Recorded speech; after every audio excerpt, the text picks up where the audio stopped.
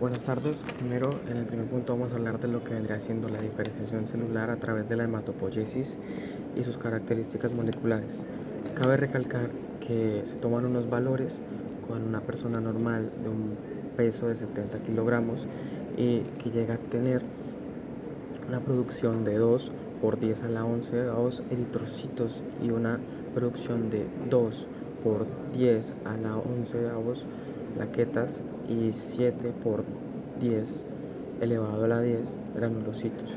Lo anterior se escucha bastante, pero lo que hace es compensar el recambio diario de todas estas células que se necesitan en el torrente sanguíneo y que cumplen una función concreta en el organismo. Entonces, esto se maneja en condiciones normales. Cabe recalcar que en caso de una infección o en caso de alguna patología, estos números se van a ver con un drástico cambio dependiendo de qué patología estemos hablando, de qué infección estemos hablando. Entonces, en la hematopoiesis tenemos concretamente ciertas células que son las principales que van a dar un inicio a todos esos procesos de diferenciación, como lo son las progenitoras hematopoyéticas, que son las CTH, como lo son las células progenitoras hematopoyéticas, que son las CPH, también las células precursoras, que son las PGM, y los precursores hematopoyéticos al madurar, que son las PEM. Todo este proceso es para generar las células en concreto que vendrían siendo de los dos grandes linajes que tenemos, que es el linaje linfoide y el linaje mieloide. En el linaje mieloide tenemos la mayor cantidad de células, como lo son los granulocitos, los monocitos, los eritrocitos y los trombocitos, por un proceso llamado mielopoiesis, mientras que el linaje linfoide tenemos las células linfocitos T, linfocitos B y los natural killer. Esto va a estar mediado por la linfopoiesis. Cabe recalcar que conforme pasa el proceso de diferenciación celular vamos a encontrar dos características fundamentales, que es la pérdida de la capacidad de autodividirse por sí misma la célula en cuanto a especializarse y empieza a adquirir una identidad concreta. Es decir, la célula, en cuanto más se especialice, más va a ser de un linaje concreto y de un tipo de célula en concreto. Hay muchos genes que influyen en la diferenciación, pero principalmente está el PU17 y el HOX8, y claramente los factores de transcripción como son GATA1, GATA2 y el FOG. Hay varios en los linajes, se toman varios procesos como es la eritropoiesis, la trombopoiesis y la linfopoiesis, también la leucopoiesis. Estos cada uno van a terminar la célula en concreto que se va a dar de la hematopoiesis, como hablamos de los eritrocitos, los linfocitos, los granulocitos y demás. Y todo es un proceso largo entre célula y célula, es decir, van a darse varias células para llegar hasta la final, o en el caso las plaquetas. En el segundo punto tenemos la histología del timo, que es un órgano linfoide primario, el cual se encuentra localizado en la parte superior de la cavidad torácica, ya que su composición se basa de dos grandes lóbulos, que estos lóbulos están compuestos por dos pequeños lobulillos de 0.5 milicentímetros por cada uno de ellos. La corteza de la médula del mismo se delimita por un estroma, que es un estroma laxo, que está compuesto por células epiteliales reticulares. Estas tienen un gran citoplasma eosinófilo y epiteliales corticales que son de origen endodérmico, que tienen un núcleo ovalado y dos nucleolos cercanos alrededor del núcleo, que contienen células reticulares epiteliales, células reticulares medulares y células subcapsulares, siendo estas últimas de un origen ectodérmico.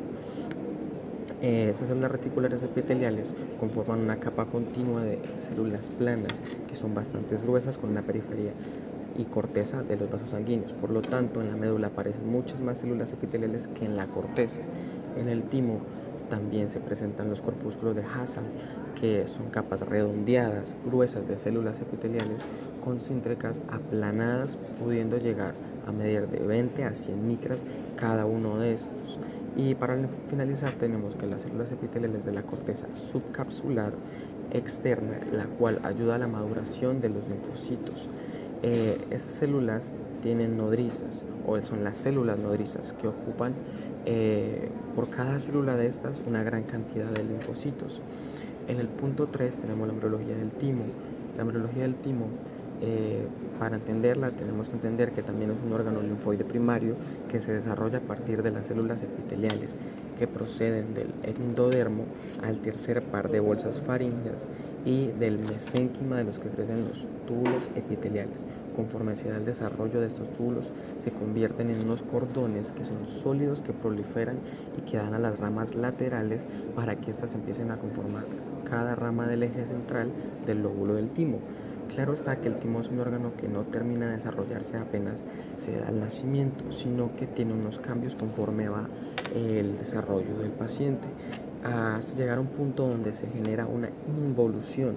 Por lo tanto, este órgano grande en la etapa perinatal se puede extender por la apertura torácica superior en las bases del cuello hasta llegar a la pubertad, que es donde el timo alcanza su tamaño máximo, pero que empieza a disminuir en tamaño debido a la involución e filtración pues, del tejido adiposo.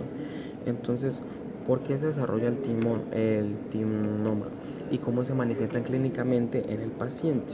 Entonces, como tal, el concepto de tinoma es el tumor de las células epiteliales del timo, aunque aún así no significa que no vayan a existir otros tumores en el mismo timo. Sin embargo, muchas veces se representa que en el tinoma se van a encontrar una gran cantidad de linfocitos T inmaduros, que son los timocitos, y no siempre van a estar solos las células epiteliales del timo.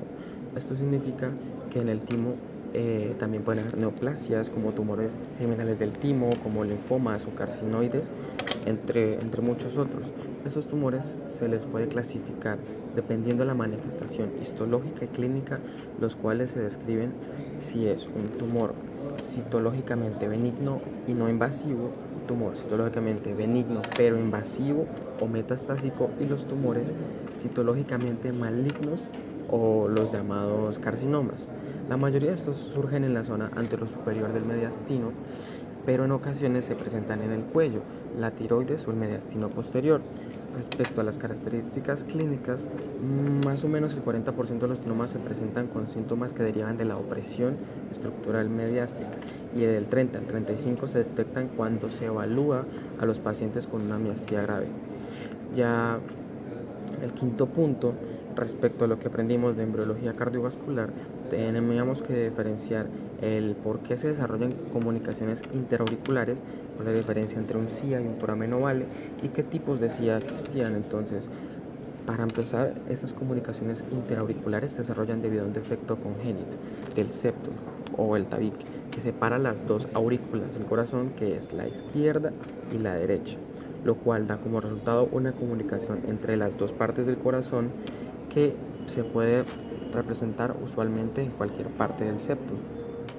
Ahora, en el foramen ovale es una apertura en la pared del tabique interauricular, mientras que en la CIA es la derivación del septum, que usualmente es de izquierda a derecha. El foramen ovale es una apertura que se tiene en la etapa gestacional, es decir, que para permitir concretamente el paso de sangre de la aurícula derecha a izquierda, mientras que la CIA va permitiendo un flujo anormal de los volúmenes de sangre en el corazón, de la salida ventricular y pulmonar, dependiendo de la ubicación obviamente y del tamaño, pues este va a ser su gravedad. Además de su respectiva clasificación se le va a dar por estos parámetros. Entonces hay diferentes tipos de CIA, por lo tanto por la ubicación y el grosor que tenga esta. Entonces va a estar la CIA ostium primum, que es la patología, ya que en ese momento el corazón embrionario es una invaginación membranosa semilunar asentada en posición posterior entre las aurículas derecha e izquierda, y que la separa en parte de la abertura anterior remanente. El primer orificio u ostium primorium permite el desplazamiento de la sangre de la aurícula derecha a la izquierda durante el desarrollo fetal, generando la intercomunicación. En cambio, en la cianostium secundum, está antes del septum primum, obstruye por completo el ostium primum. Se abre un segundo orificio posterior, que es por este mismo nombre que se le llama así, el ostium pseudum, esta siendo una invaginación membranosa localizada a la derecha y posición anterior al primer orificio. Entonces, como invitación en inglés, y es I want to invite you to meet this information. I want to invite you to meet this information and try to study more. Well, I want to invite you to meet this information and I want to try to study more that I can show you, because this can gonna be useful for you, and you can have a lot of experience with this and can understand better the anatomy, the physiopathology, and a lot of topics that is so interesting for medicine.